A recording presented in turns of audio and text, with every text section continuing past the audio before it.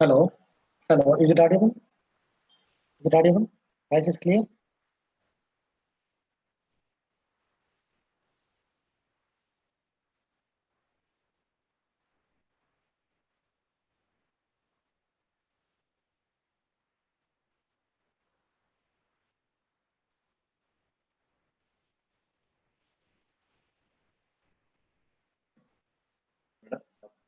आप एक बार बात करो फ्रेंड, थोड़ा एक बार हमको ऑडियो आप बात। Hello hello hello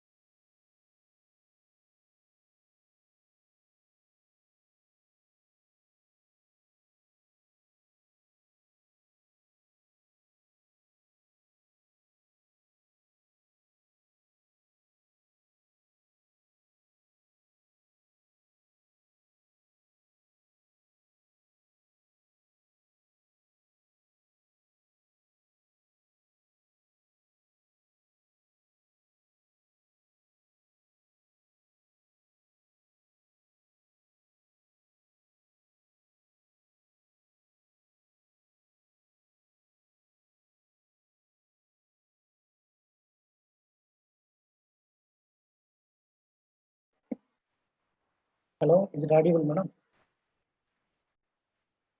Hello. Hello. Hello.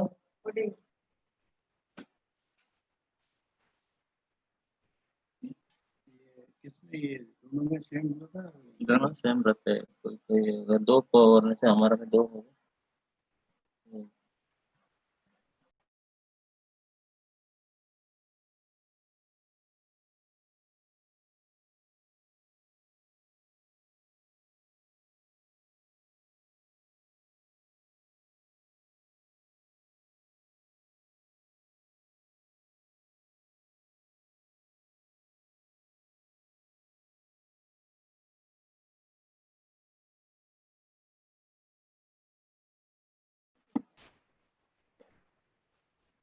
Hello. Participants, is it audible? Sir, good morning, sir.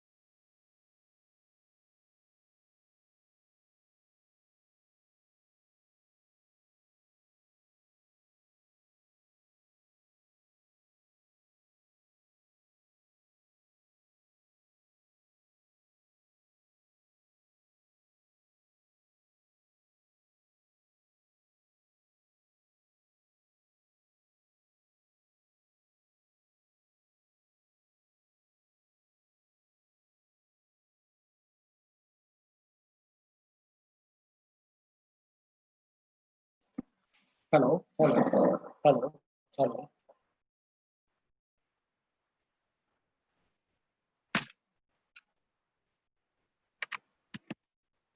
Hello, hello, hello. Hello.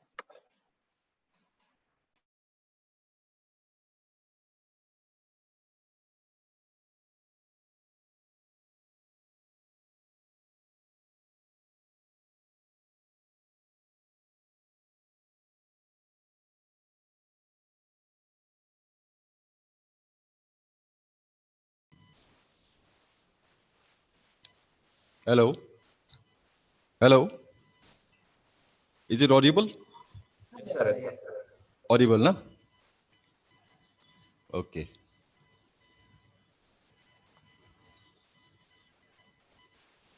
One minute.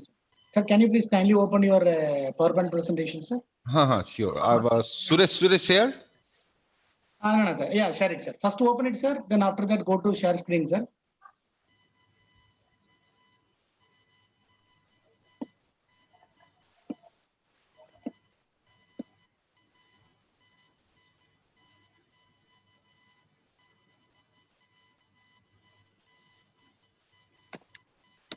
Is it showing? Yes, sir. Yes, sir. Now please go to that, sir, option. Sir, on the top of this, do you find three dots, sir? Hello. Sir, on the top of it, do you find three dots like more? Yes. Corner, sir.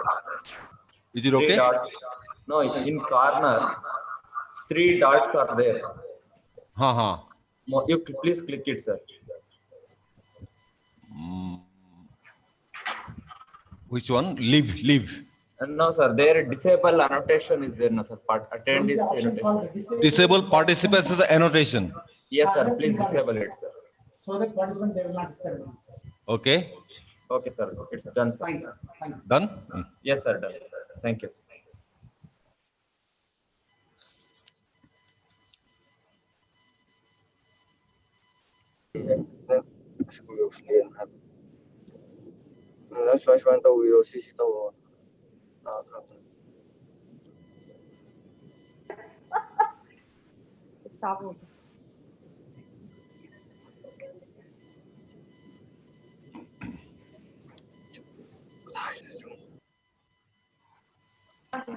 Yeah, fine. Sir, very good morning to all of you and my dear participants. Today, we are all happy that we are having our eminent professor, Dr. Ananta Saikia, sir. This today's session is very important session and a very inspiring session for all the participants. May I request Dr. Punapati to introduce our lead speaker, Dr. Ananta Saikia. Please. Thank you, sir. Good morning, everyone. It is a great pleasure for me to introduce today's lead speaker, Dr. Ananta Saikia. He is presently performing as a professor in the Department of Horticulture, Assam Agricultural University. He specializes in the field of post-harvest horticulture and value addition. More than 38 master and doctoral students of horticulture and food technology have conducted their dissertation, research, and completed their degree program under his guidance. Dr. Saikia has completed 6 externally funded research projects as the principal investigator, in addition to functioning as the program coordinator of the Horticulture Mission for Northeast and Himalayan States in the university. He has so far 1 textbook, 4 book chapters, and 52 research articles to his credit. Now, I would like to request Dr. Saikia can proceed and share your valuable speech to the participants. Thank you, sir. Okay. Thank you. Good morning, everybody. Am I audible and visible? Hello.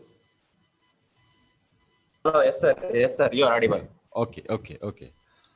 So today I want to speak about the importance of one particular word, the value addition. How it is important to horticulture, Especially, I will talk about its importance and the benefits that we can derive from value addition to different horticultural produces, especially in context to our Northeast India.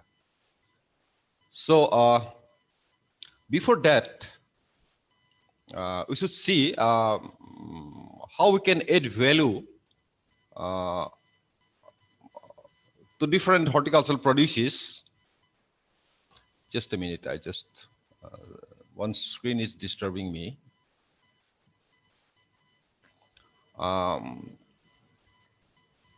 So what is value addition? So we have our produce, the horticultural, especially I'm talking about the horticultural produce. It has its own value. When the farmers produces a definite product, it has its own value as such in the field. So when we are performing some activities, say maybe processing activities, then by doing that, we are adding some value. So we're now talking about that particular value, which we are adding to the existing horticultural produces. So how we can add the value to the different horticultural produces? The first criteria is the quality. We just change the quality, we increase the quality. And the quality is not exactly that we call as the nutrients or whatever it is, but quality by definition, it is the fulfillment of the consumer's requirement. What is the consumer is expecting? If he is expecting it should be very rich in protein, then it should be rich in protein. If the consumer is not expecting that the protein is not the major criteria, it should be rich in vitamin, then it should be rich in vitamin. So that is the quality criteria. And once the product meets the requirement of the consumer, that is the quality. Then functionality, how much functional the product is, and in what form. Is it in the paste? Is it in the solid form? Is it in the cut form? So it is the form, whether we have supplied the produce in that particular form, and the place, in which place it is available. If the product is not available in a definite place, we can make it available. And by doing that, we can add some value to our produce. And time. Some products are not available in a certain period of time. It takes a longer period. We can make it available in a shorter period of time. Then the ease of possession, how easy to get the product. More easier to possess the product, lower is the value of the product. Now, here, when we are adding value to the horticultural produces, we are doing it, performing a definite function, definite process. And the process, we call it as the processing. Normally, we think that the processing means we'll have to convert a tomato to a definite product, a sauce or paste or pickle. It is not like that. If we take the product to the next immediate steps, then we call it as a processed product. One unclean tomato, when we clean it, when we wash it, when we package it, then it may be a processed product. As I already told you that the product, the produces that the farmers are producing in the field, as such, it has its own value. The tomato, it has its own value. But we are now talking about addition of some more values to the product. Now, the profit motive is the main thing. Our producers, our farmers must get the profit out of it. When we're adding value, there should be some additional benefit to our producers, to our farmers. So how we can get that additional money? We should grow the products in a different way. We generally grow tomato, grow cabbage in a normal conventional way. You grow it differently. You grow hydroponically. You grow it organically. Simply growing organically, it will add some additional value. Simply growing hydroponically, it will add some value to the product. Physically change their products before selling them. You just change the form. You make a paste, you make a sauce. Coordinate with an agribusiness to change the way their products are marketed. Normally, we see that our fresh vegetables are sold as such on the roadsides of the market. We can market it in a different way. We can sell it in the malls. We can sell it in the package form. By doing that also, we can simply change the value. Adding value in the changing agricultural world, this is the main driving force in the existing market scenario in the world.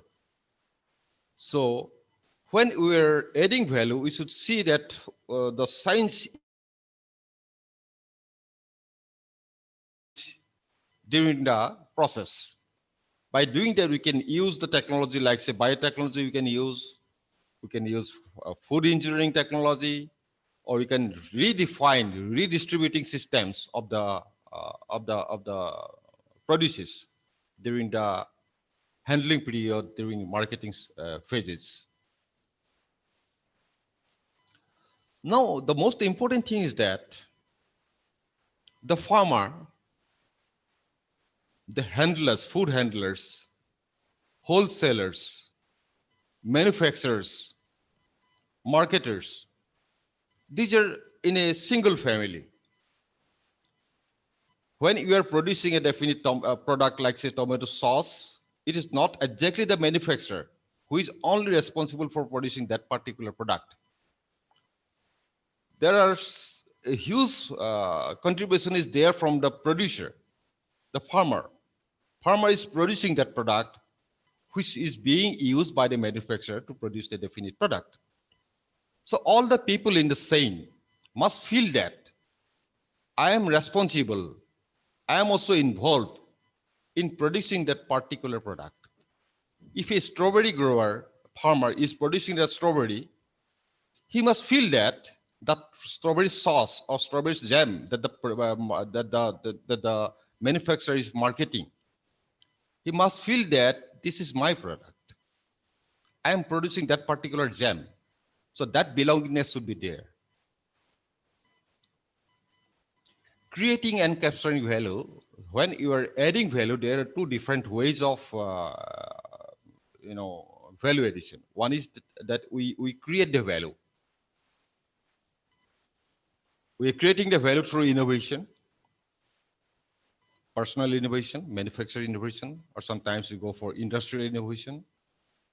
And also sometimes we don't create the value, we capture the value.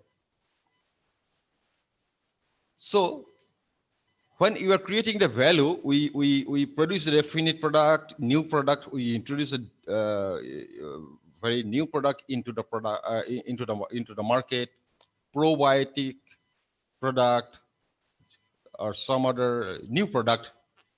So thereby we are increasing the value. We enhance the product's characteristics. Sometimes we produce a jam which is very rich in say vitamins. We increase that, we enhance that particular quality. We enhance the services. Sometimes we create a definite brand name. By creating a brand name also we can increase the value. We develop unique customer experience when we feel, or when the customer feels differently. This jam is unique. It has some extreme different taste. That maybe we are providing a specialized customer experience. By doing that also we can create value.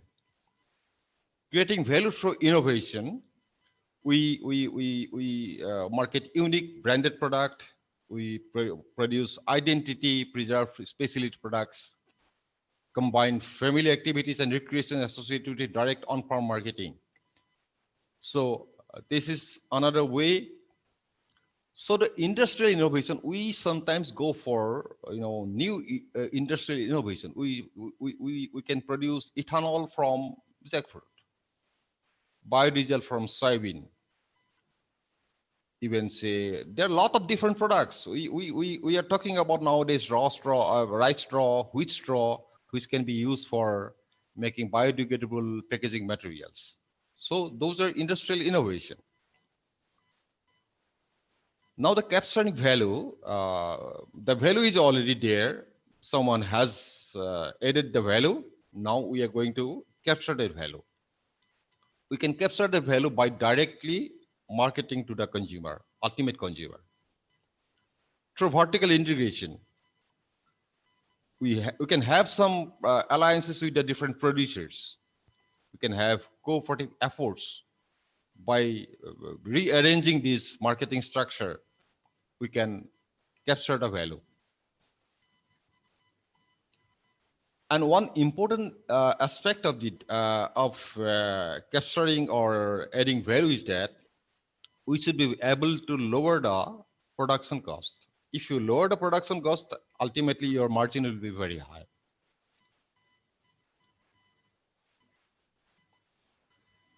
In essence, I can say there are 6 strategies that you can adopt for adding value to our horticultural produces. We're changing the form, changing the physical state of the produce. For example, we are making paste from tomato. We're producing enhanced value products, organic produces. Sir, Yes. sorry for interruption, sir. Yes. Sir, I think your slides remain in the first slide itself, sir. I mean, your name slide itself, it is getting stagnated, sir. I mean, have you not changed the slides, sir, till now? Now my slides are moving. Oh, but here for the audience, we could not able to see any other slides are keep on getting moving, sir. Can you show it from your side? I'll stop sharing here. Just 1 minute, sir. Sir, Yeah. can you please try to keep on moving, sir? Why it is not going, sir? It must go, sir. Yes, it is moving.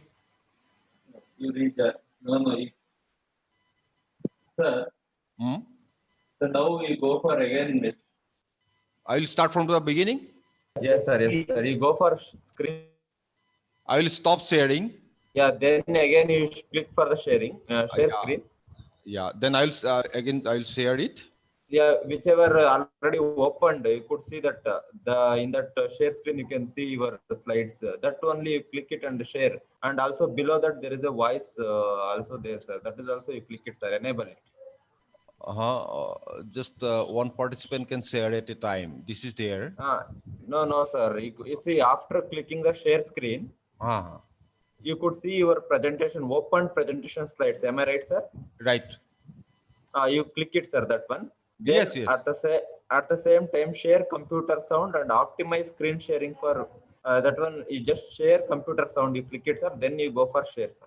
Okay. Share computer sound.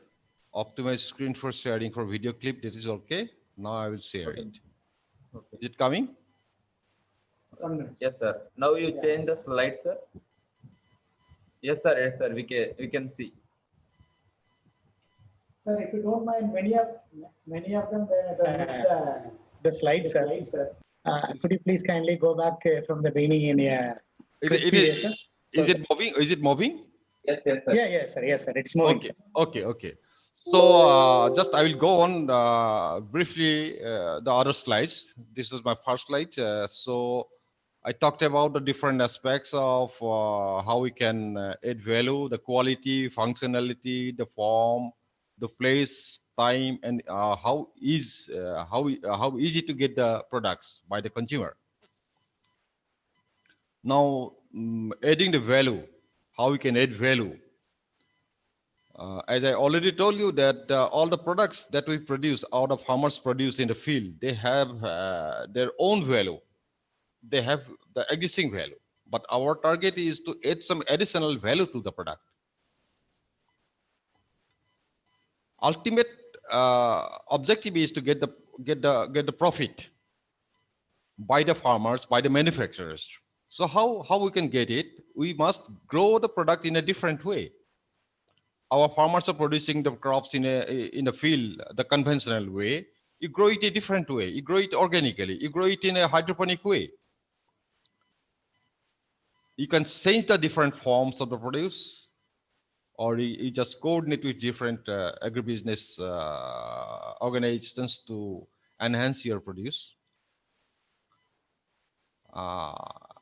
This is the essence of the present changing agricultural world.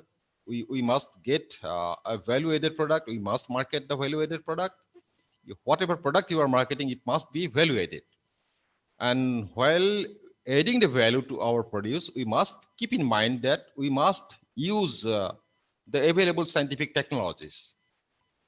Like say, we can use biotechnological tools, like say probiotic foods or whatever it is. We can use the food engineering tools, or we can go for restructuring the food distribution systems. And the main emphasis has been given here, the people who are involved in the entire process of production of the raw materials, the distribution channels, the manufacturers, the marketeers. All the people involved in the process, they must feel that they are one of the family. The farmer must feel that my produce has been used to manufacture a definite product. My tomato has been used by that manufacturer to manufacture a tomato sauce. So that tomato sauce the manufacturer is producing, that is also being produced by me. The farmer must be able to say that I am the manufacturer of that particular tomato sauce. So this should be the belongingness of all the people that are involved in the entire value chain process. Now, basically, there are two different ways of creating or capturing values. One is the creating values. We can add the different values, or we can capture the value. Here, we can create the value through innovation. Like say, we define a definite new product, we manufacture it in a different way, or we can enhance a product's characteristics, like say the product is rich in protein. It is a very protein-rich product. We can enhance the services. We can create different brand names. So by that, we can create value. We can create value through innovation. We can, we can produce a product. We can establish one produce identity, one specialty crop. That this tomato is not same. This fresh tomato that I'm manufacturing, it is not same as the other tomatoes that has been marketed. It is a different way. It's organic, or it may be rich in lycopene. 10 times rich in lycopene. So it should be a different one. Creating value through industrial innovation. So there are a lot of different industrial innovations are going on. The ethanol we can produce from jackfruit, biodiesel from soybean, or say rice straw, wheat straw that we're talking about nowadays. This creating a lot of problems in Punjab, Haryana. They burn the stubbles, but we can use those stubbles to manufacture biodegradable packaging materials. So these are some industrial innovations. Now capturing value, whatever value has been produced, we should be able to capture that value. We can go for direct marketing of our produce, directly deliver to the end user. So there are different ways: online marketing or directly exporting. B2C, not exactly B2B, business to business, not exactly B2B. We can go for B2C concept also. Vertical integration. We can have some producers alliances, manufacturers alliances. We must have some cooperative efforts. By doing that, we can capture the value. Minimizing the cost. The cost economics is very, very important. If you minimize the production cost, certainly there'll be a better difference than the final cost and the production cost.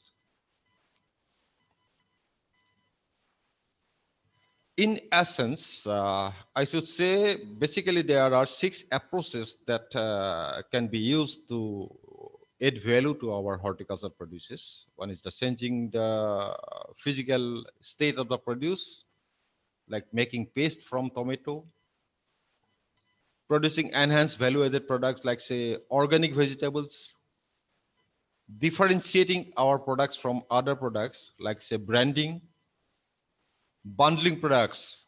Greenhouse growers, they sell pre-planted hanging baskets. This is one example. Producing more products that improve efficiency of the supply chain. Say tomato varieties with thick pulp, which is very much suitable for making paste or puree. Owning assets of the supply chain, jackfruit producing ethanol. So these are 6 basic approaches that can be adopted for adding value. What our producers earlier had, or presently it is also being practicing in many places. The basic mentality is that we produce our crops, then we sell it. An ultimate result is that whatever price we get at the time of selling, we will have to compromise with that. But the today's agriculture is not like that. The first will determine what our consumers are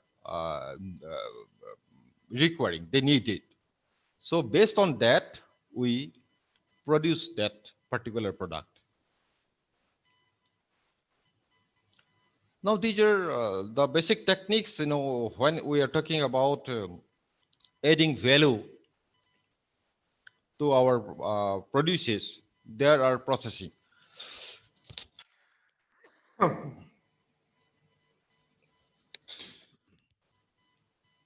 So processing can be done by different ways. Very commonly, we go for low temperature processing, thermal processing. I will not go into detail about these techniques. All of you are aware about these techniques. We can remove the water. We go for irradiation technique. Irradiation is now many of the countries, they accept irradiated food. The carbonation is another technique, preservation by high sugar and acid, that is very commonly practiced. Addition of chemical preservatives, fermentation, pickling, hydrostatic pressure, hurdle technology. These are some of the processing techniques that we should employ for adding value. Now, especially in context of the Northeast India, I want to highlight some special scopes that we see. The pack house, as you know, this is the facility where we can provide all the post-harvest operations under one single shed. The cleaning, washing, grading, packaging, storage, transportation, even marketing also you can provide under a single shed. So this may be a good proposition for Northeast because we have very good coverage under vegetables. Also, we have some unique fruits like say banana, pineapple, oranges, apples in Arunachal, kiwi. So these some important fruit crops or fruits and vegetables are there, but we don't have that pack house facilities for that. So this may be a good proposition for pack house in the Northeast. Jam, jellies, these are some conventional products, but we don't foresee any industries that are being engaged in producing jam, jellies from the existing fruits available in this region. We have the pineapple. Pineapple is a very good material for making jam or jellies. Papayas also, we are very good at producing papaya. Banana is a dominant crop. And also we have a lot of local fruits. that can be used for manufacturing jam and jellies. And by doing that, we can capture the market. Semi-processed products, like say pulp purees from banana, pineapple, jackfruit. Jackfruit is it may be a good candidate for making pulp.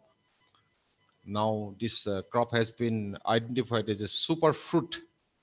It is the emerging superfruit in the world. It is very rich in antioxidant and also rich in a lot of different nutrients. So this superfruit, you can say this is a, we have a very huge production of jackfruit in this region.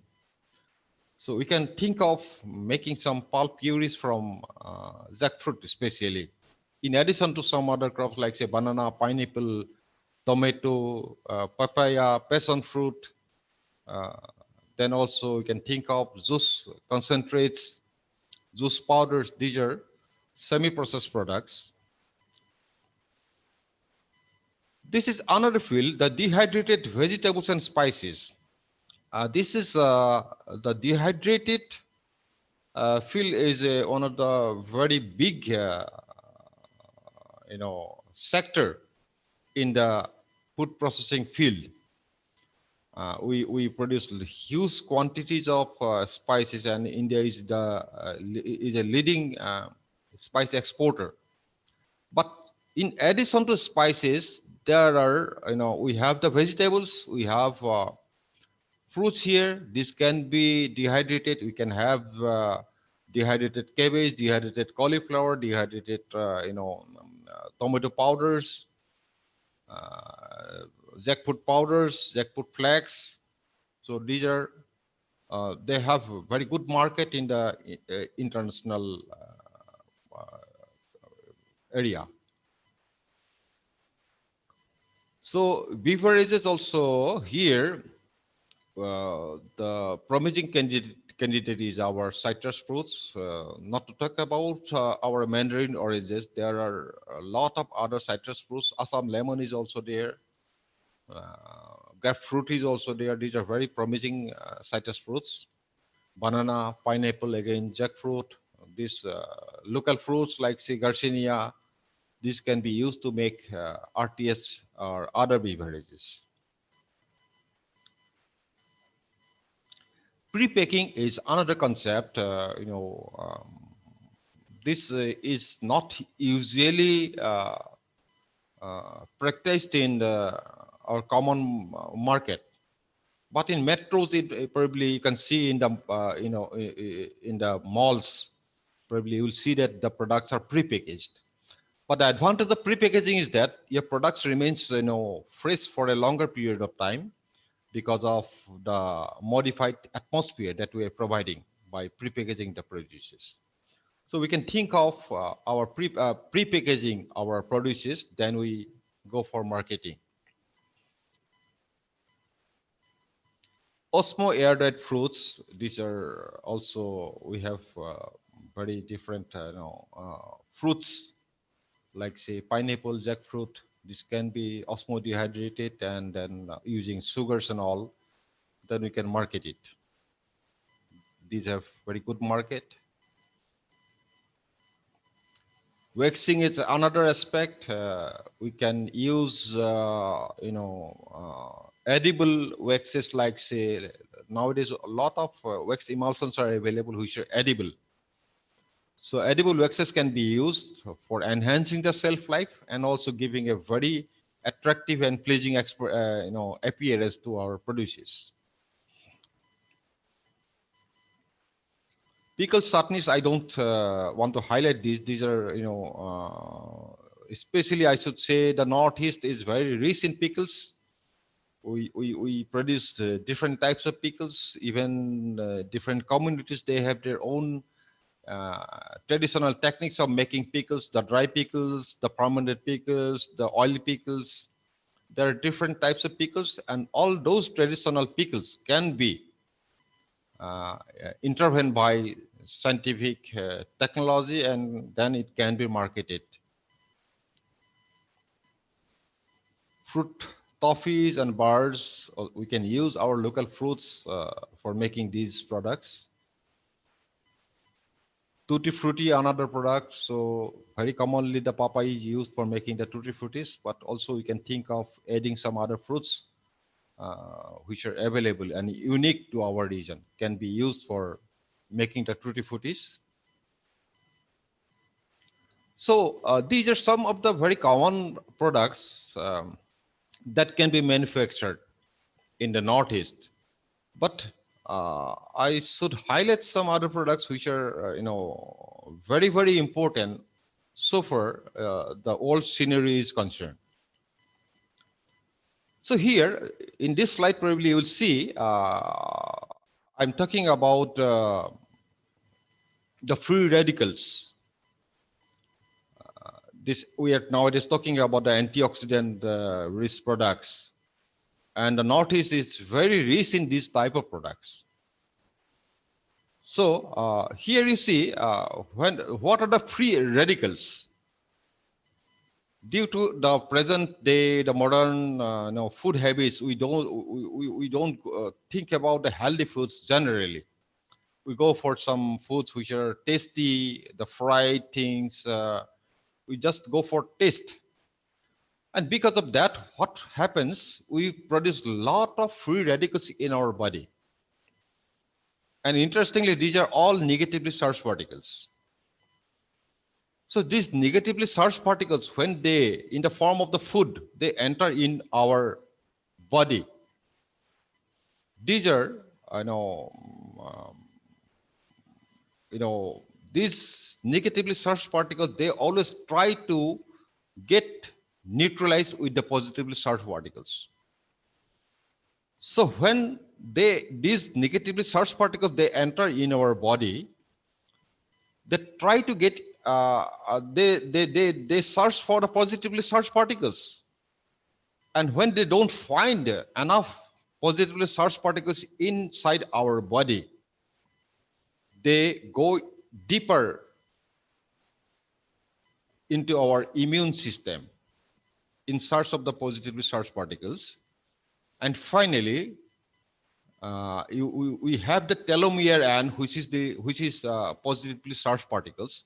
They get themselves neutralized by the positively charged telomere ends. And the consequence is that the telomere end gets eroded because of the continuous attack by the negatively charged particles. And this erosion of the telomere end ultimately results in the development of symptoms of old age. So old age symptoms are, you start forgetting things, your hairs become gray, your skin becomes rough, you see less, your eye vision becomes less, you are losing teeth, you are hearing less. So these are the symptoms of old age. And I should say, old age doesn't come with age. It comes with your health. When you are not having a good health, a 10-year or 15-year-old boy may be an old man because he has those symptoms. Now, all over the world, the people are getting very much concerned about these free radicals. And there is a craze for the foods which are rich in antioxidants. So interestingly and very luckily, the northeastern region is full of these, antioxidant-rich products. When you talk about the antioxidant-rich products, generally we refer to the red wines, the red grapes. Red grapes, they contain resveratrol.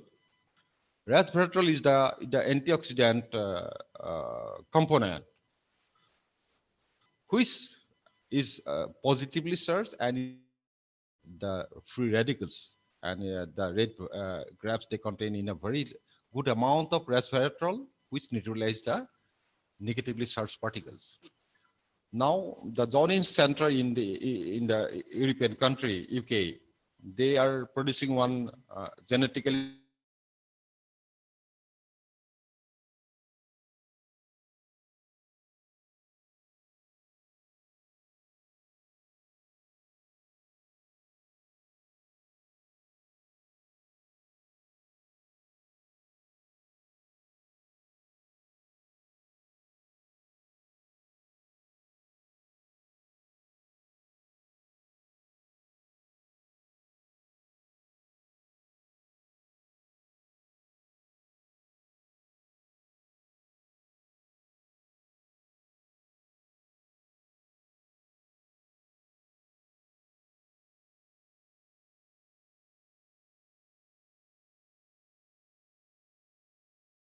Hello, sir. Hello, sir.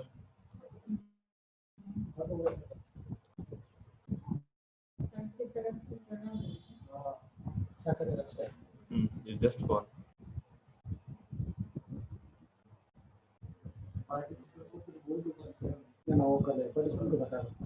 Participants, please wait for a few minutes. Our speaker got disconnected. Sir, I think your network has gone, sir, somewhere. Yeah, kindly reconnect it, sir, again. Sir, check, Please be straight. Again, please reconnect it, sir, please.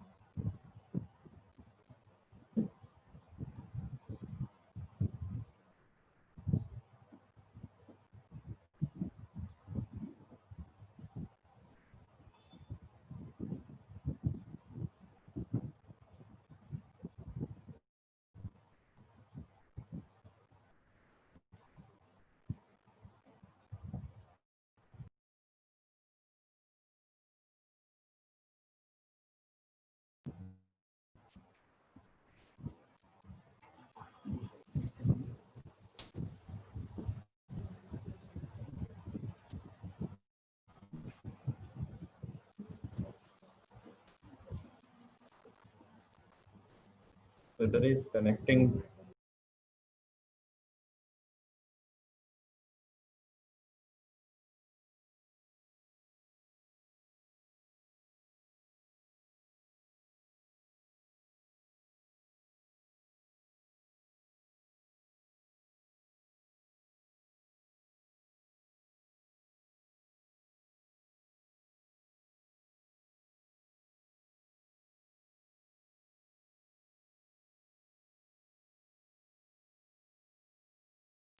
Hello, sir. Yes, sir. Yes, sir. You're audible. Yeah, I'll have to share it again. Yeah, share it, sir. And again, you go and disable the participants' annotation, sir, please. Host disable participant screen sharing. G, sir. No, it's annotation. Annotation, sir, not screen sharing. Annotation. Hello? Yeah, yes, sir. You are audible. Screen is already shared? No, sir. You please share, sir, again. Here it is showing that host disable participant screen sharing. Yes, sir. Yes, sir. Now you can do, sir.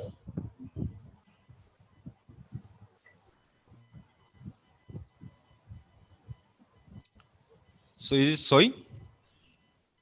Yeah, yes, sir. You can. I need from input from your side. Actually, at which point I was disconnected? Yes, sir. Antioxidant. This is the one. Antioxidant. Okay. Antioxidant rich products. Sir. Okay. Yes. Okay. Is it moving? Yeah, yes, sir. Okay. So we talked about antioxidant rich products. So in say, for example, in case of grapes. Next, sir. Next. Yeah, this one is okay, na? Yeah, next. Yeah. So Yeah, yes, sir, now. another product that we don't have grapes here. So, but we have some other products like say Roseli hibiscus tea that is available in the market, in the international market as hibiscus tea. It is nothing but the hibiscus subdarifa, Roseli, and is a very dominant crop in the Northeast. This is being exported from Thailand to Germany. Germany is the major consumer of Roseli. So this might be another good crop from this region. We can make different products. We can make different, beverages. We can make powders or dried calyces, and it can be exported.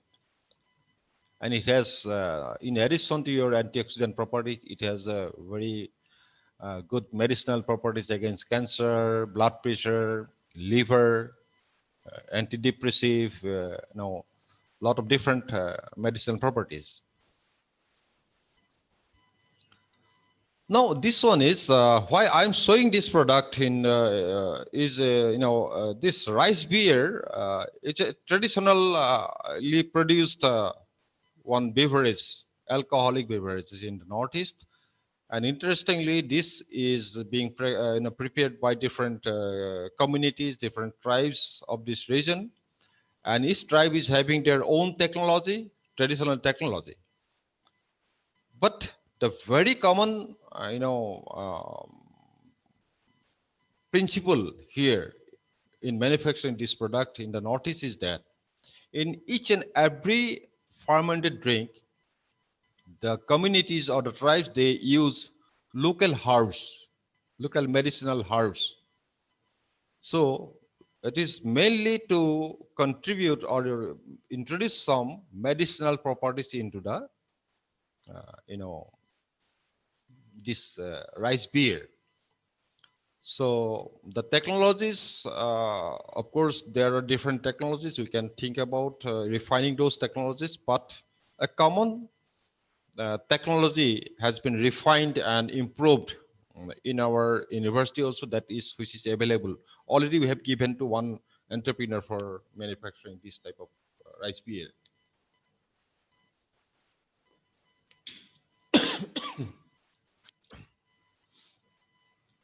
Now, here one another aspect is there. When if you see the history of mankind, somewhere long back, one day one person identified that the fruits, a certain fruits plucked from a tree, he found that it is edible. That means the fruit can be eaten. Again, after several thousand years after, again one person identified or invented that the fruit can be squeezed to get the juice out of it, and not the fruit, but the juice can be extracted, it can be drink. Then again, another person through the history, again one day invented that this juice can be stored and can be eaten after some period of time. So one day, people identified while storing the fruit juice, they identified that the juice stored across time was different from the fresh juice. The taste was different. So that was the beginning of the wine technology. People invented the technology how the wine can be manufactured. So they simply initially they harvested the fruit and squeezed the juice and they stored the juice for some time, and after some time they obtained the wine. That was the technology that the ancient people they used to prepare wine at home.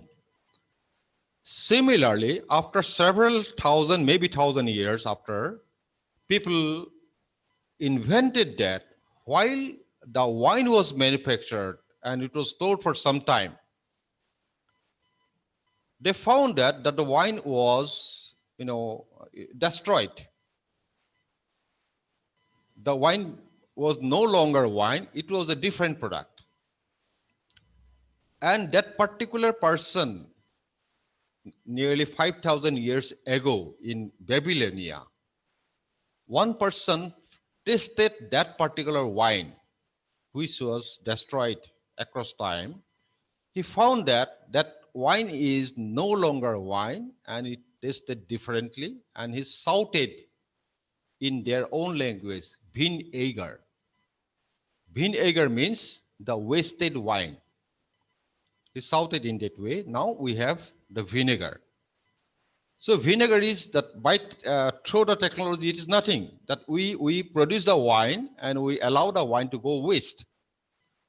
So it is initially the ethanolic fermentation, then we go for acetobacter fermentation. The acetobacters, they need ethanol as the substrate to manufacture acetic acid. So this is the technology for vinegar production. Now, why I am highlighting this, we have that, traditional rice beer technology. Our tribes and communities, they are very expert in manufacturing the rice wine, rice beer. Now, from that rice beer, we can think of manufacturing the vinegar. And another one good candidate may be our jackfruit. From the jackfruit also we can prepare vinegar. This may be a good proposition for Northeast entrepreneurs. In addition to our normal banana cultivars, we have some different plantain cultivars like say Kaskol or even Monohor. These are local cultivars, but they're very good plantain cultivars. These plantain cultivars can be used for manufacturing banana chips. In fact, there are some entrepreneurs located in Manipur. One entrepreneur in Manipur and one entrepreneur in Gwalpur district of Assam. They are manufacturing these banana chips, and they are marketing not only in Northeast, they are also marketing in outside the Northeast. Mushroom is another aspect here. Very commonly we're going for oyster mushroom, but also we can think of manufacturing different mushrooms. So button mushroom is also another important exportable item. And in addition to that, also we can think of a lot of different medicinal mushrooms. Arunachal may be a good place to think of venturing into the cultivation of medicinal mushrooms. This tomato, why I am highlighting, tomato is a major crop, major vegetable crop, and also the Northeast is very good at manufacturing, producing tomato. And this tomato products, it has a very huge export market. So we can think of manufacturing different products from tomato.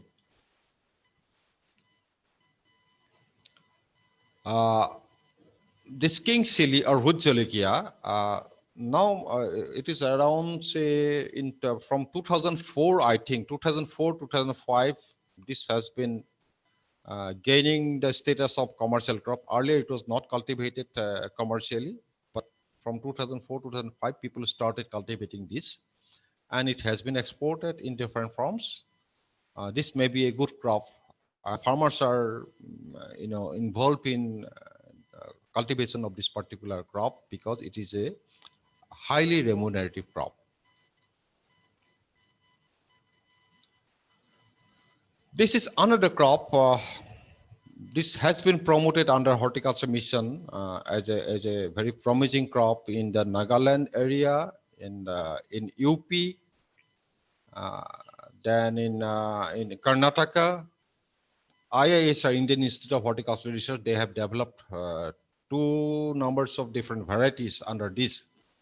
But this crop is a feared crop. We people are very much afraid of this crop because this crop is a climbing bean. But when these are cultivated, they produce some hairs on the skin of the beans, and these hairs are very, very itching. And locally we call it as bandor kekua. But if you see the medicinal properties, it is very much effective against Parkinson disease, #1 disease, and also it is used as a medicine against Parkinson.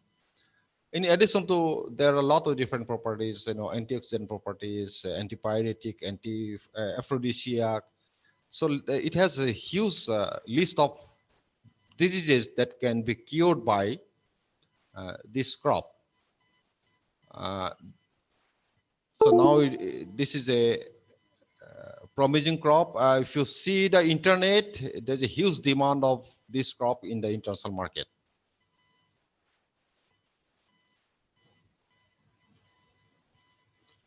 Garcinia is another crop. In fact, we have around 5 different species of Garcinia.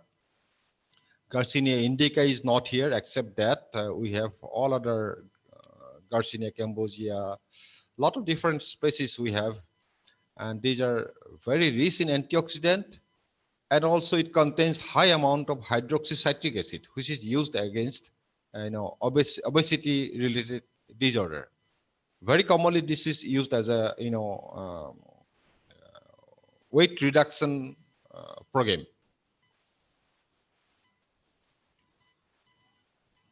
Assam lemon is another promising crop. In fact, it has also gaining gradually. It has been entering into the international market. It has been exported to Dubai, Hong Kong, Singapore. It is gaining popularity in the international market. Carambola, the star fruit, is another crop. If you see the international scenario, Malaysia is the leading country, and there is a growers cooperative in Malaysia who are exporting this carambola to different countries. And this carambola is very dominant in the northeastern region. If you see in Indian perspective, this is only dominant and available in the Northeast India. So we can think of manufacturing different products, and at least if we don't think about exporting also, we can think about our domestic market. It has a huge market in the domestic India. We can manufacture different products from it, and it is very good at curing liver ailments. It is very good medicine against jaundice, and also it is a liver tonic. Now, if we see Northeast, when you're talking about the development of horticulture through value addition, what are the strengths that we have? We have huge resources of raw materials.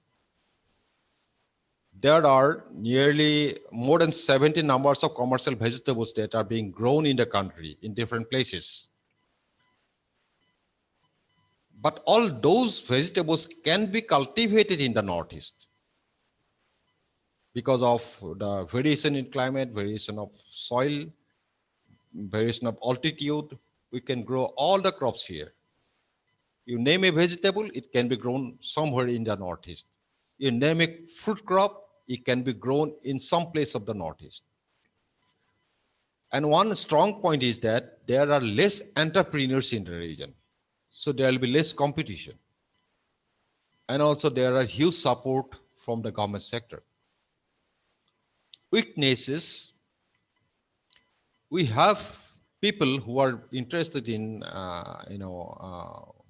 going into this, but they have very less capital margin, and they are not so much aware of the different government schemes. The logistic support is also not good. Food and seed testing facilities are located in elsewhere outside the Northeast.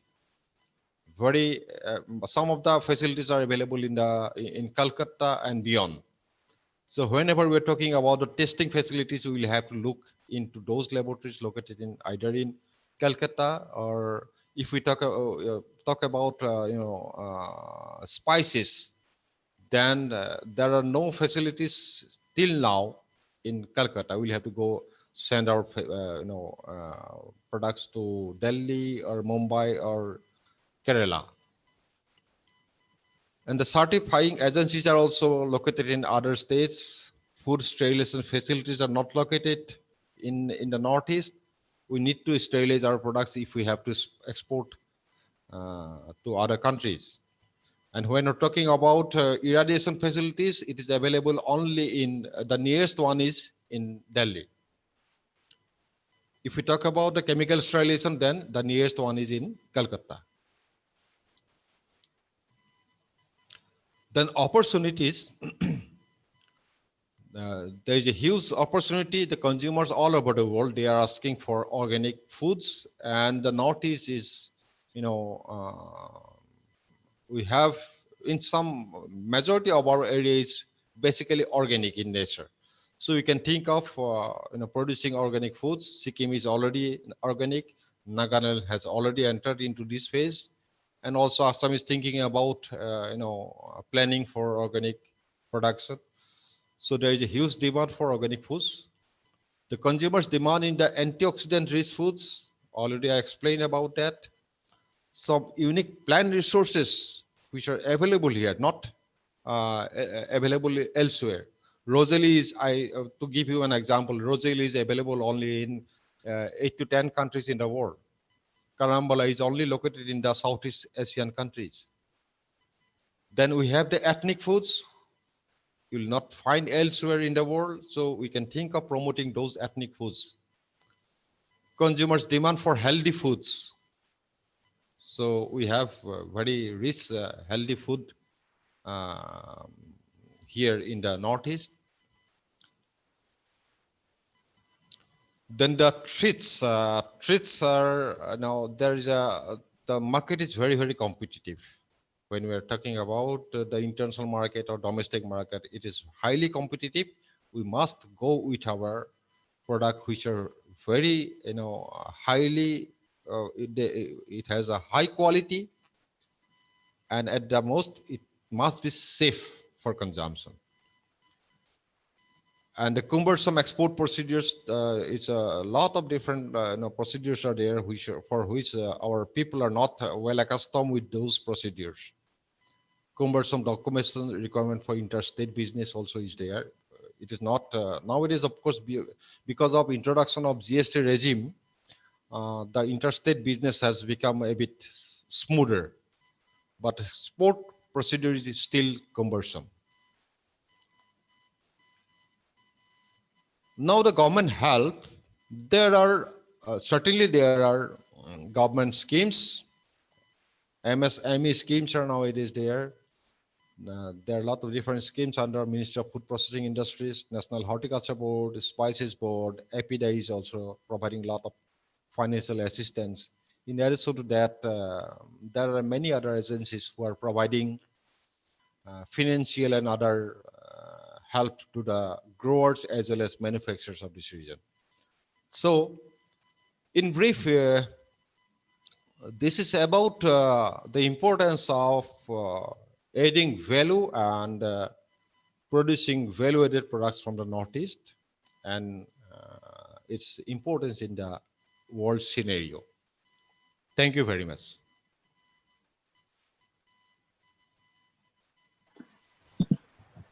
So thank you very much, sir. It was really a wonderful presentation. Some of them they commented in the chat box that this is very informative presentation for the non-horticulture. Okay. So definitely it is very much true, sir. And now it is the interactive session. I request the participants, because participants, they have lot many questions to clarify with you, sir. I request each one of them to ask one by one. Please kindly raise your hands so that we can identify and we can get the doubts clarified with our expert. Yes. Yes, please. Sir, and before that, there were some other questions. One is asked by Muthu Kumar. Is there any specific technology available to share for increasing the shelf life of fruits and vegetables? He's asking, this is from Muthu Kumar, sir. Actually, you are asking for availability of technologies for enhancing shelf life of fruits and vegetables. Am I right?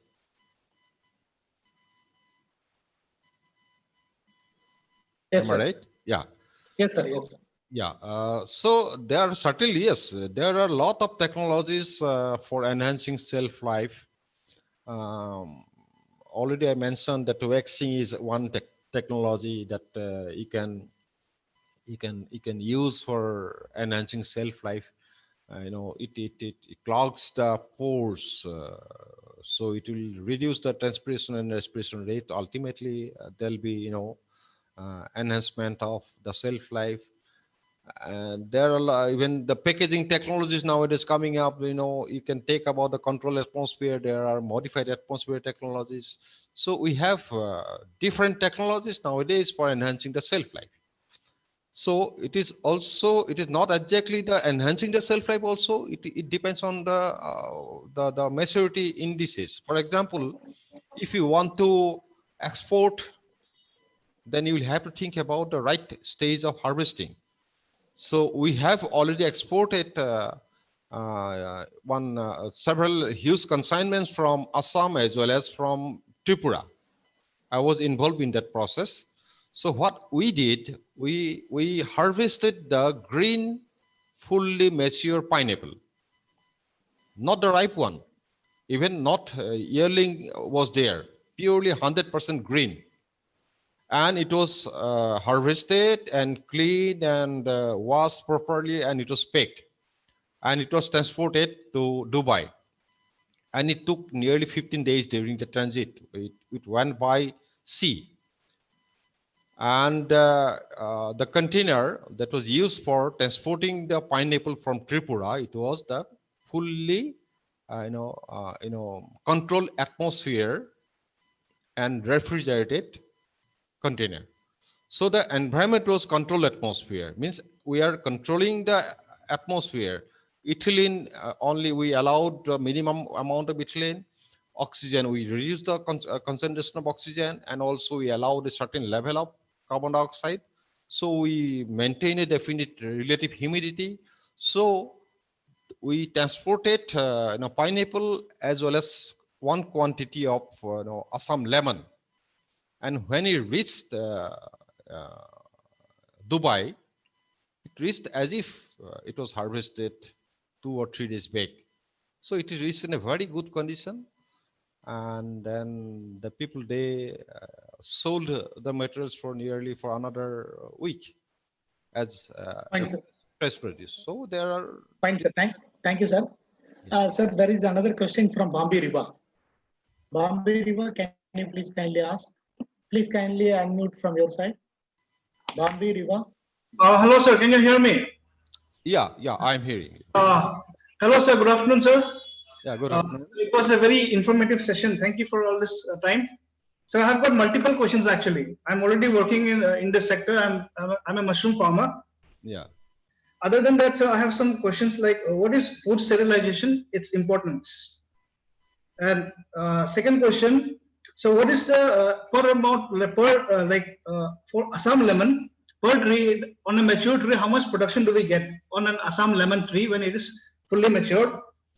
And sir, could you please add something about Sacha Inchi? I think it is taking up some about Sacha Inchi, sir. Hello? Hello? Yeah. What is that? Sacha Inchi. Sacha Inchi, sir. If you could Google it right now, you'll see the fruit. I think it is used for some making oil, I guess. And hibiscus sabdarifaka, sir. If you could, like maybe in offline time later on, because hibiscus sabdarifa, it's like a forest out here in my home. Like we even cut it off, but it's again there. Hibiscus sabdarifa, the tea that you had mentioned, that with some fruits in there. Mm-hmm. So if you could help me on this, there are 4 questions. One by one. Yeah. So first I will come to Assam lemon, okay? Assam lemon. So you talked about Assam lemon. So, hello? In the morning we were discussing about, like, iska plantation karne se kaisa rahega yahan pe. Which one? Yeah. Is it Assam lemon? Yes, sir. Assam lemon. Assam lemon, it can be cultivated in throughout the entire northeast. You can cultivate. Hello? Yes, sir. Yes, sir. It's audible. Keep going, sir. Keep going. Sir. Assam lemon. Sorry, sir. I was muted by the host. Yes, sir. Because Assam lemon is kind of very common in here. It's not available in the entire country because other parts of the country, they usually use that round lemon. Assam lemon has a very different flavor. I also want to work in it. I've got hectares of land and we're looking into plantation of that. What is the scope, sir, in that? नहीं, गायब हो गया।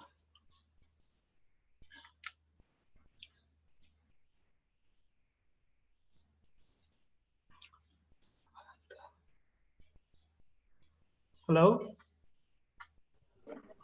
Please wait. Bambi, wait for some time. Sir, network is poor, it seems. Bambi, my request is that ask the question one by one, because at a time, if you are asking, it's very difficult. Ask a question, allow Sir, him to answer, only get it one clarified. All right, sir.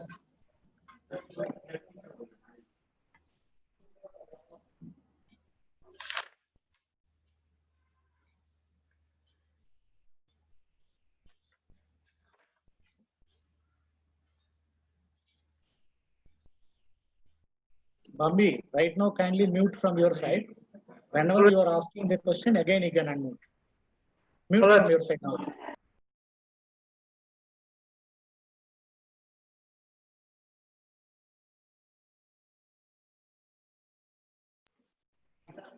I kindly request all the participants to wait for some time. I think there may be some network issue from the expert side. I'm just calling him. Please wait for a few minutes. Kindly bear us.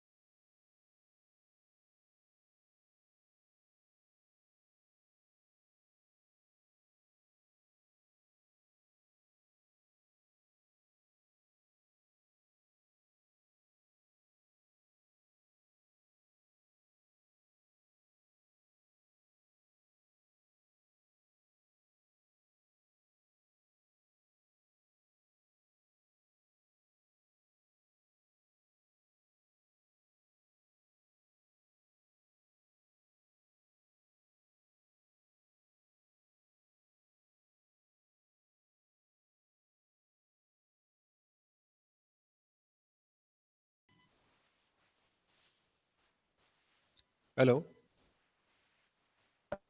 Yes, sir, you are audible. Yeah, please.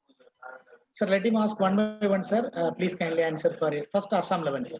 Assam lemon, yeah.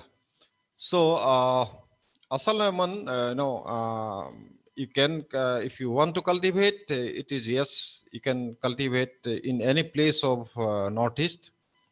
Then the planting materials, it is very easy. You can raise the cuttings. It's also not a problem. Or you can ask Assam Agricultural University, you'll get the planting materials. Now, when you grow, when you plant Assam lemon, it depends. Nowadays, we are improving our technology. Earlier, it was around 2.5 meter by 2.5 meter spacing. Generally, we use for planting Assam lemon.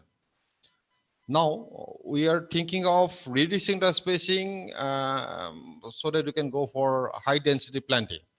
So that is another aspect. So if you go for a normal spacing, then it is 2.5 by 2.5.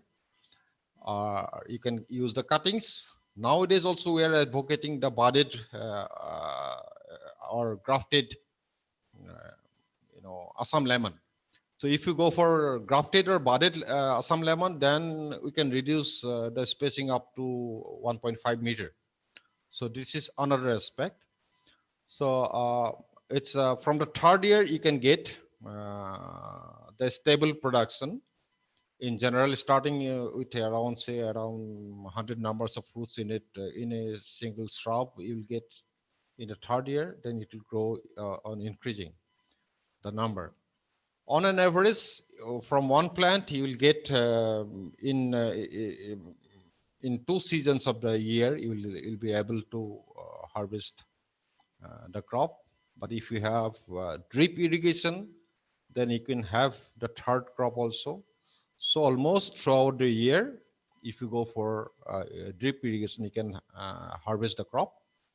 So in a year, from 5th year onward, you will get around 400 or 500 numbers of fruits per tree if you're in a high density planting system. So this is Assam lemon. Then regarding your hibiscus subderrifa, Am I right?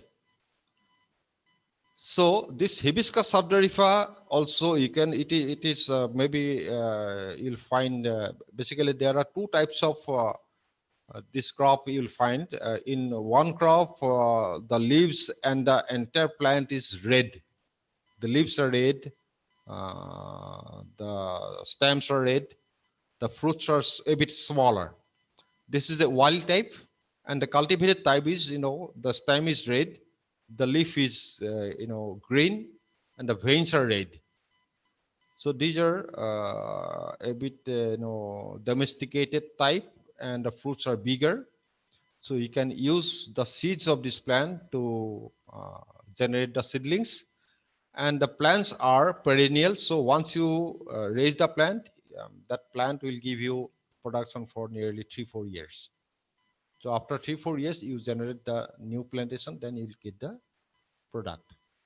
So this is regarding your Rosalie, Hibiscus subderrifa. And the third crop, probably you mentioned that one. I have not come across that particular crop, so I will have to see on the web what you call the sasa or something like that. Bambi, any other doubts you have other than this? Which one? No, I am asking the participants, sir. Yeah. Fine. Now, Bambi, if you have some more questions also, I'll send you the email ID of the expert. You can type all the questions, you can get it clarified because so many participants are waiting. Please don't mind. And second, we have a question from Hussein. Hussein, can you please kindly unmute from your side and ask the question? Hussein, please. Hello. Yes. Hello, sir. Yes. Is this Banik? Yes, sir. I'm Maya Bani. Yeah, please, madam, please. Good afternoon, sir. Sir, I am from Tripura. In Tripura, there is Palmyra is there, which is known as Todi, Tal, commonly known as Tal in Tripura. So, what is the processing? Like, what kind of processing we can do, sir, to increase the shelf life of that young Todi? Like we used to harvest, now this is the season for harvesting. So what is the processing process, sir? What is that crop? Sir, Palmyra, no, which is known as Tal. Yeah, Tal. Oh, Tal, yeah. It is Tal, Palmyra palm. Yes, sir. Yeah. So the now is the stage to harvest. It is just like coconut only. So it is very tasty to cut and have the fruit. So is there any processing method is there to increase the shelf life of this? Because after 1 or 2 weeks, you won't be able to have it because it will be so hard. So now it is the fruiting stage. Yeah. So that's my question, sir. Yeah, it is a nut. It is a nut. Am I right? Yes, sir. So whatever Palmyra palm you have, that skin part is only edible.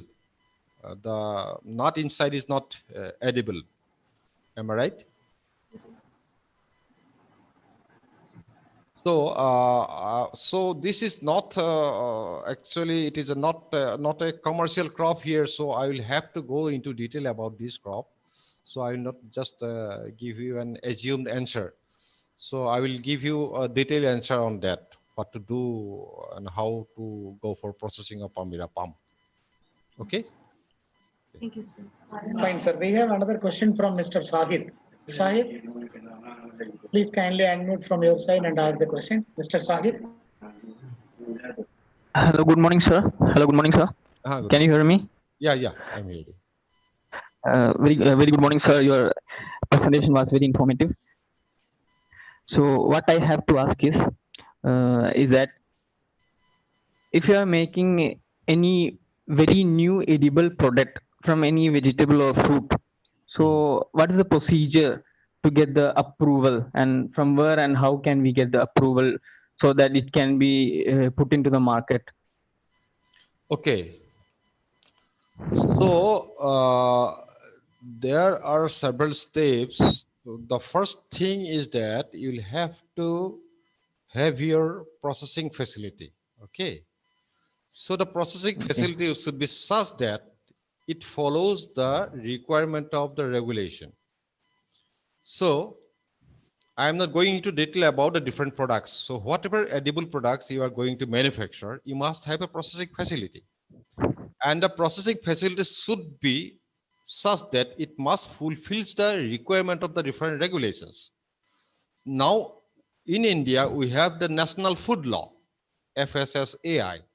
As per the regulations, we must have the safety measures. The food should be safe from three aspects. Okay. One is the physical safety, one is the chemical safety, and one is the biological safety. Physical safety means, there should not be any physical hazards like, say, soil, metal contaminants, rock parts, hairs. So we must have all those facilities to remove the physical impurities or physical, hazards. Secondly, the chemical hazards, the chemical residues, or maybe what are the chemicals that you are using in the factory, like say detergent that you are using for cleaning your washrooms, or any disinfectant. How you are handling that? What is the possibility of getting your chemicals in contact with your food product? What is your measure to prevent that step? If something happens, how we are going to identify? All these procedures you must have. Then your biological hazards, like say insects, your microbes, all those things. What are the different ways that you are going to control the microbial contamination? So when you have all this information, you will have to approach for the certification from the National Food Agency. So you must have the National Food Agency certificate. That is the food safety, your FSSAI certification. This is the #1 requirement. Secondly, for getting your product into the market, the second one is requirement is your processing facility must have the pollution certificate. So these two, in addition to these two, you must have the industrial certification. So your facility must be registered with the state industrial body, DIC, District Industrial Centers. Nowadays we have the Aadhaar registration. So for industry also, you must have, you should register for the Aadhaar.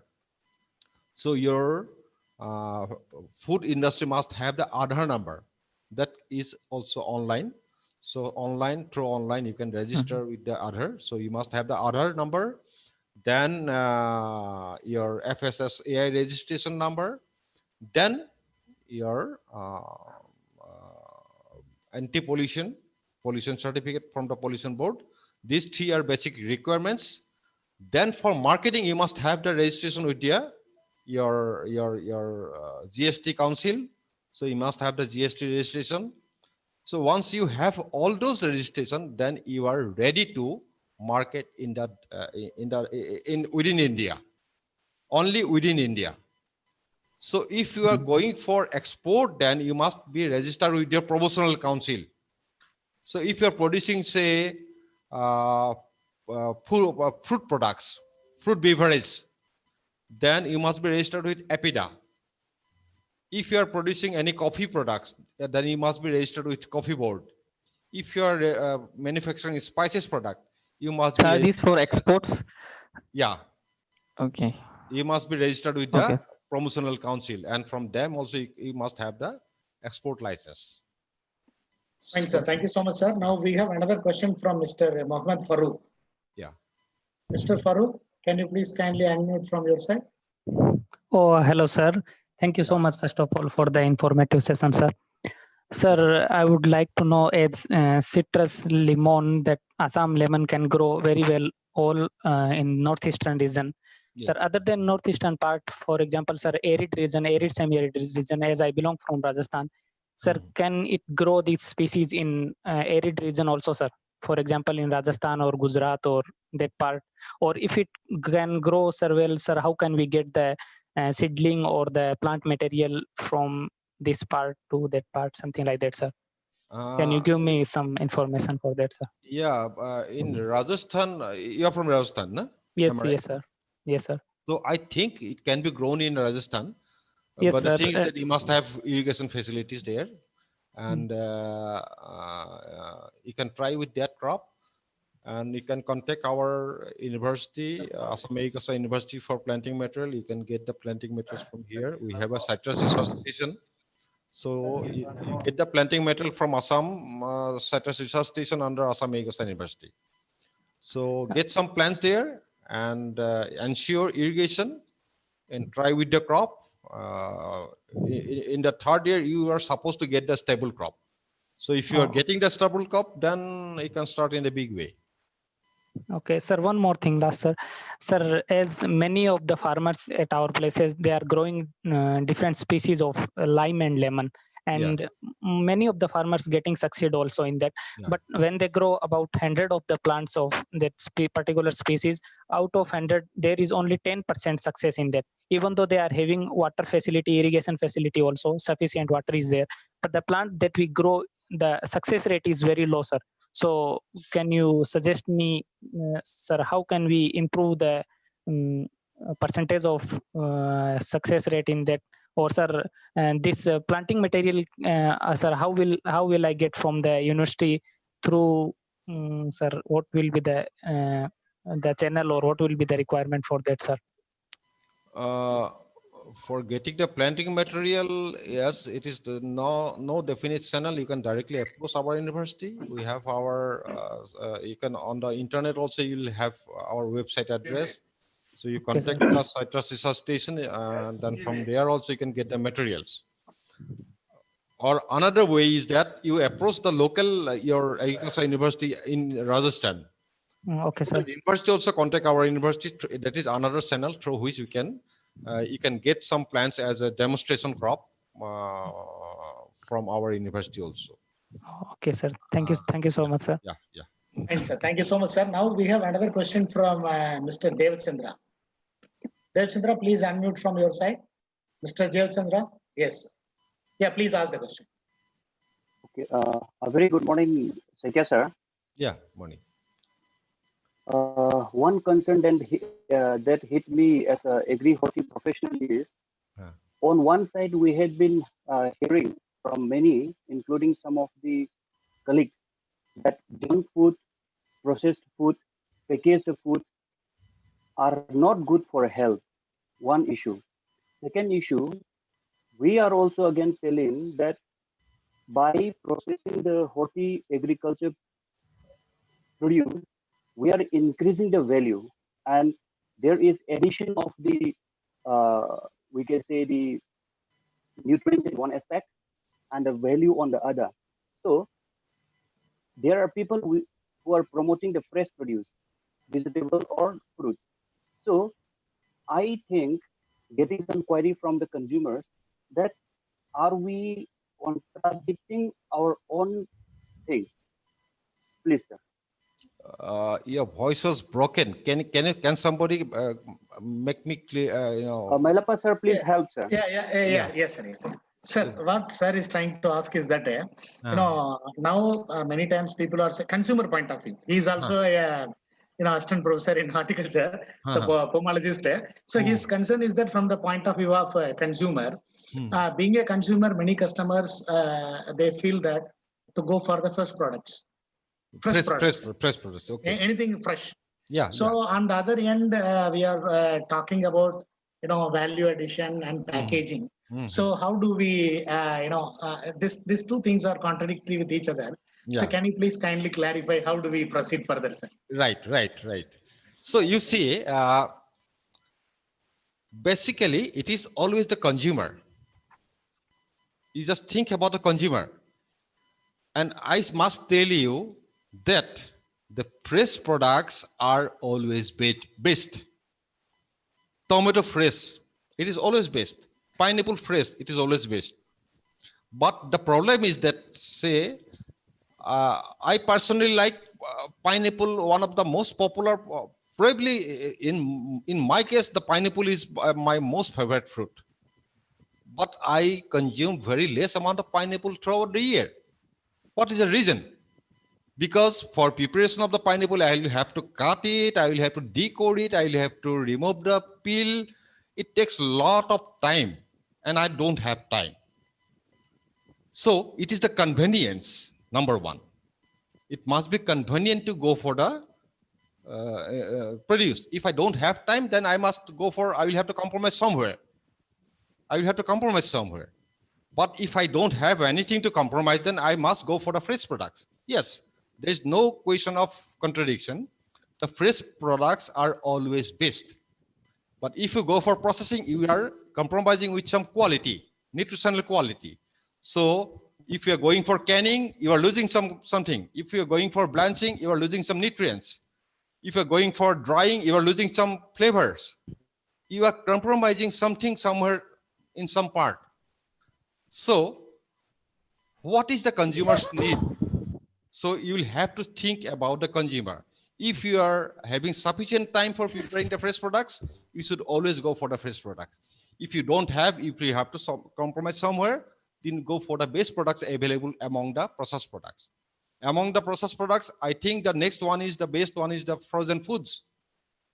But again, the price concern is there. It is costly. So if you cannot compromise with the cost, then you go for some other products, which are cheaper than the frozen foods. So it is not exactly that always the processed foods are worst. It is not exactly like that. But in most of the cases, processed foods have less quality than the fresh counterparts. In most of the cases. Am I clear to you? Sir, Devchandra sir, is it clear, sir? Anything you'd like to add?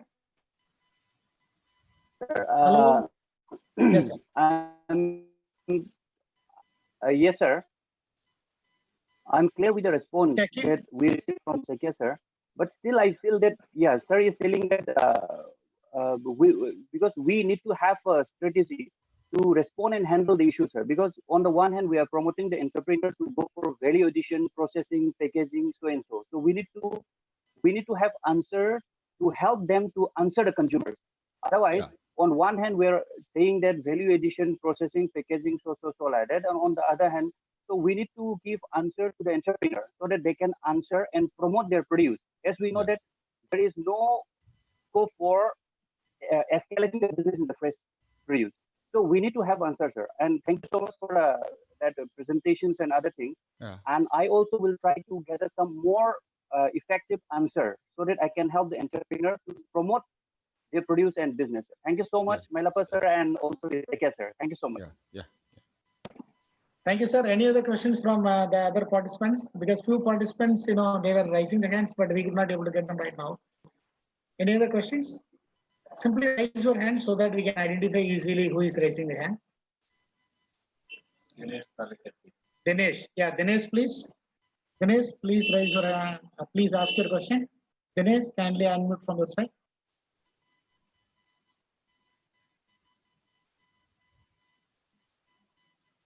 Dinesh, please. Dinesh.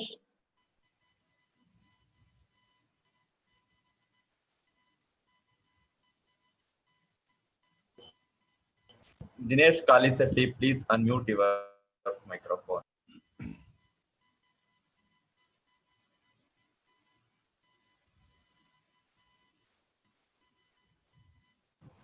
Okay, next question. Next question.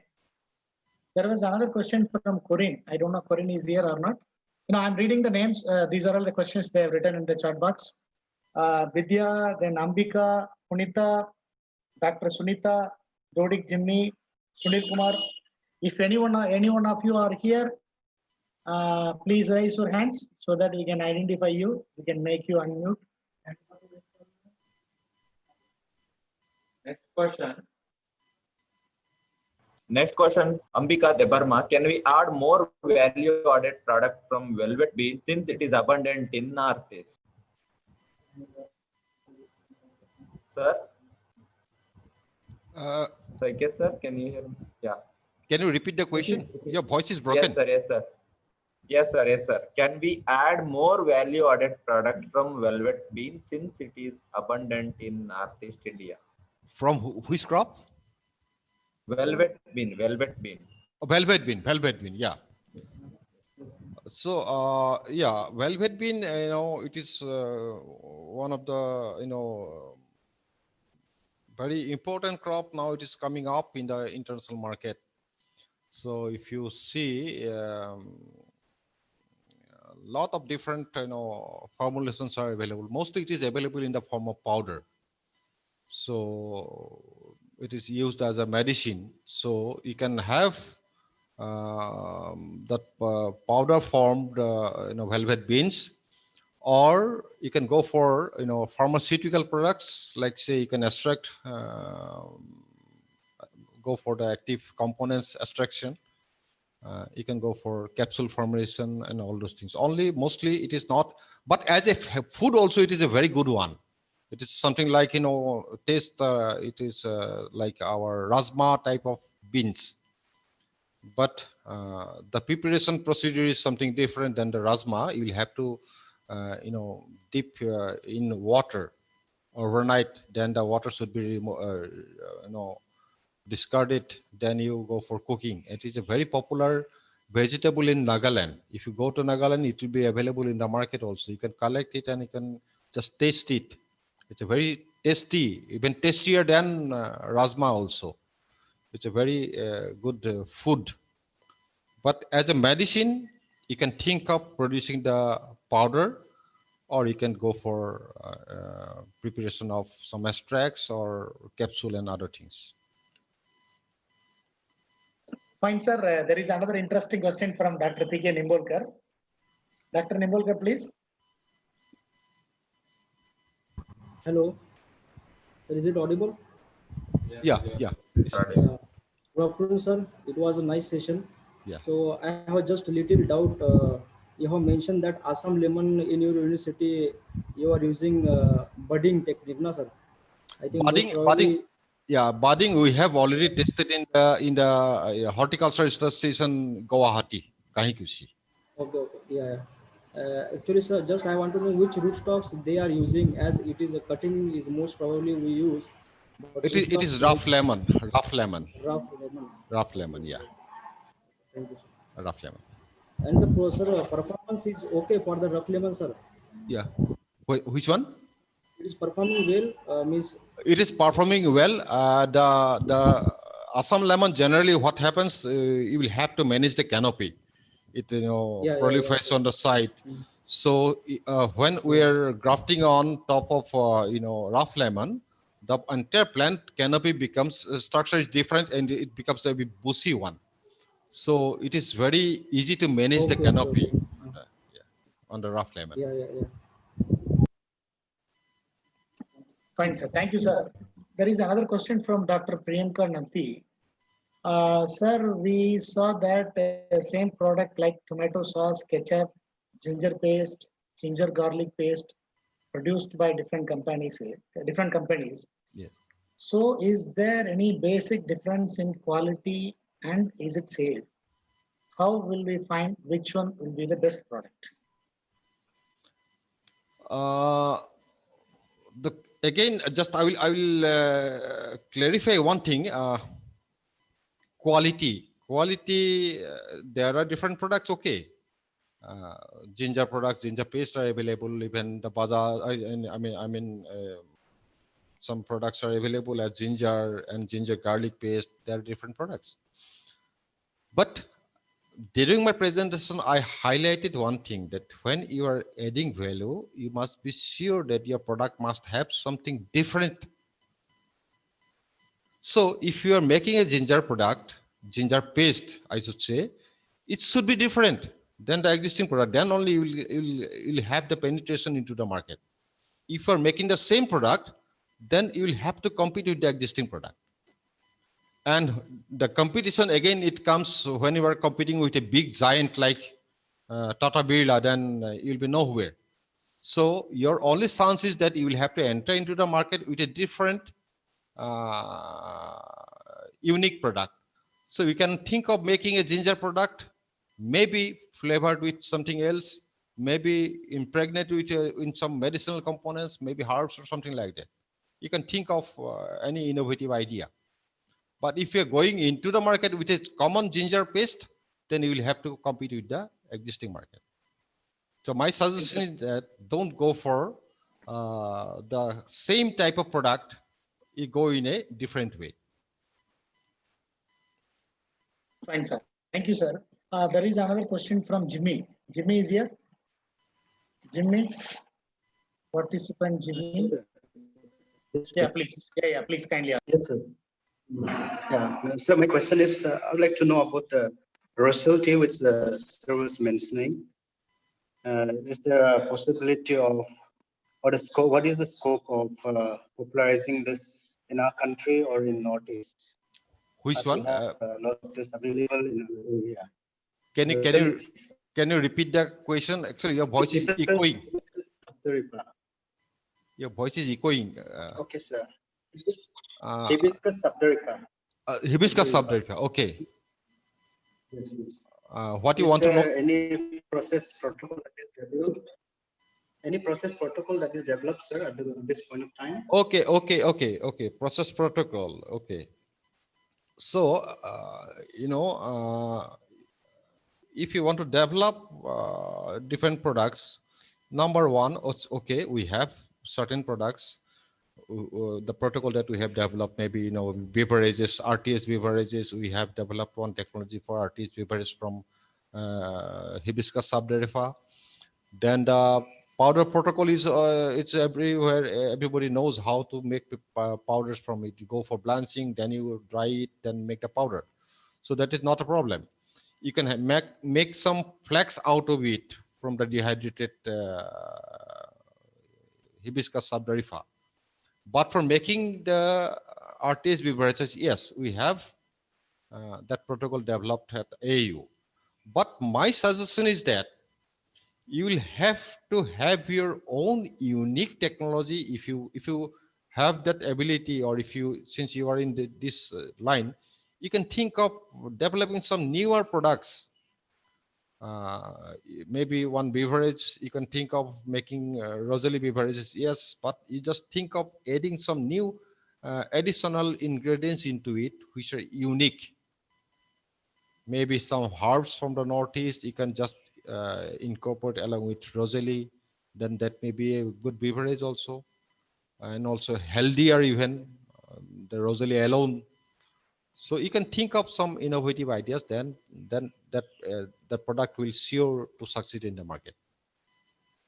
Fine, sir. Thank you so much, sir. We have a last question from Punita. Punita, are you here? Kindly unmute from your end. Yes. Yes, please. Yes. So if we go for organic farming, like if everyone like organic farming has low production, even though it gives good profit. So if everyone opts for organic farming, then the production will become very low. So how will we cope the demand for food for the growing population? That's a very good question.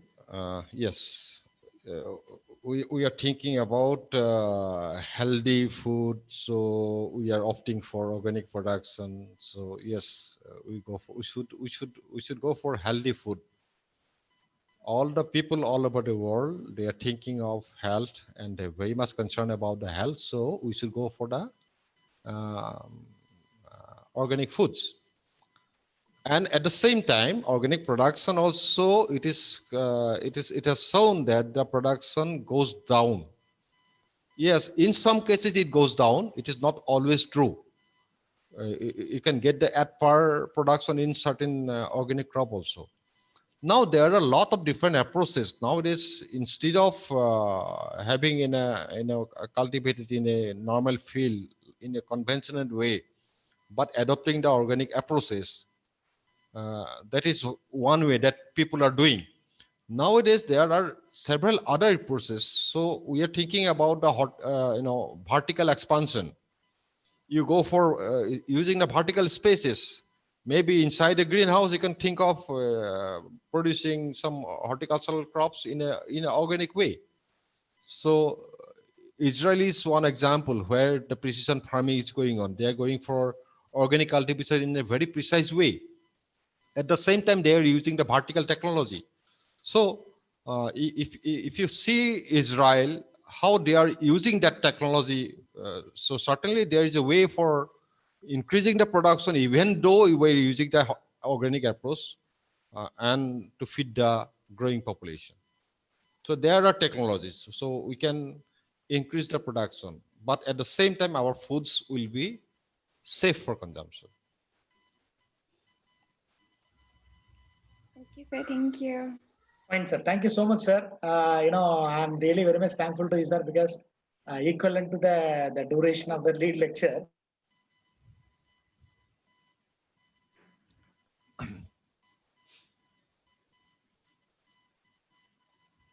the interactive session.